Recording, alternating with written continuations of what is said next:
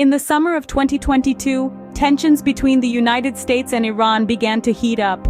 Indirect talks aimed at restoring the 2015 nuclear deal ended without progress in Doha, Qatar. This raised concerns about potential escalation, as Iran edged closer to the amount of enriched uranium needed for a nuclear bomb.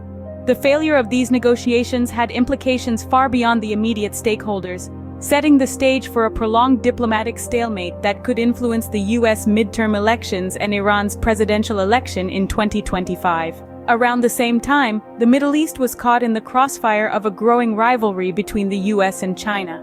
As the region showed signs of progress and diplomatic breakthroughs, it also became the battleground for geopolitical struggles. The United Arab Emirates' decision to suspend a multi-billion-dollar purchase of US-made F-35 aircraft in favor of maintaining ties with China's Huawei was a clear indication of this shift. Fast forward to October 2023, the situation escalated.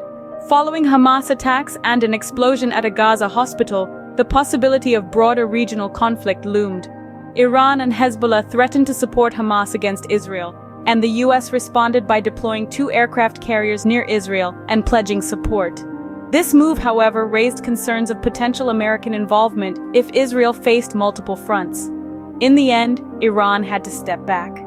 It was a moment of victory for Israel and a firm reminder for Iran about the power of global diplomacy and military might. So, what have we learned from these series of events?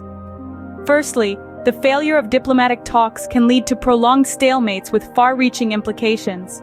Secondly, global rivalries can reshape regional alliances, leading to shifts in power dynamics.